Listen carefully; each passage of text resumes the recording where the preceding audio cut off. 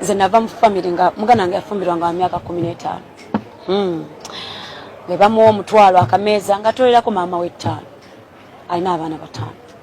I'm the last born mugana nga omulala ali awo Isma is an engineer gwenzirako aliwa muddakawo ne muddako tannazaala okay is almost 36 baganda bange abasatu bonna bazadde abaana baabwe bonna tubaweerera tubalabirira tetulinako ki buzibu naye ffe nga ffe omanyi mu family mubeeramu the blessed ones ffe tukyatereeza family yaffe ne legacy yaffe ne gye tuva nga wena kugamba saagala kula bugagga bwa leero njagala n'abaana b'abaganda bange babusangewo mumala gazaala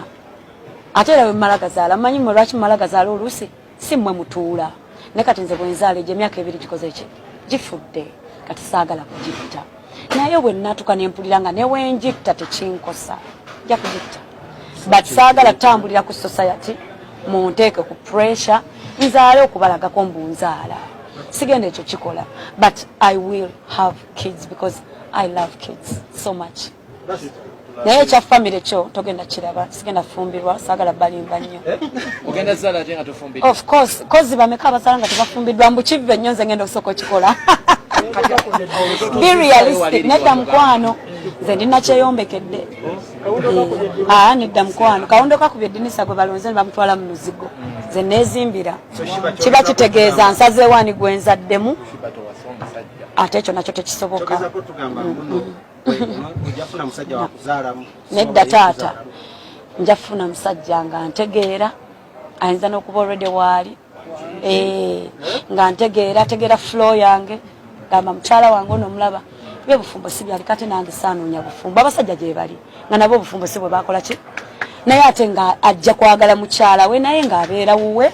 nawe ng'obeera wuwo so wali buli mukazi alinayo bbaawe olw'embeera ze there is a man for every woman and there is a woman for every man so wali omusajja alinga nze agenda okuntwala giringiza nako mwe stressing okay getting out of my ovaries that's it get out of my ovaries muzireke zijja ku functioning arrange zeewo get out of it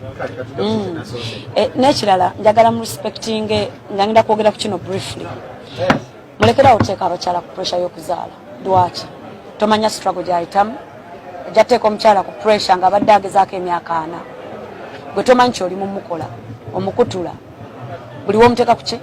so eyo topic mugiraba mugirekenga omukyala asalewo akole ki azaale lwasazewo okukola ki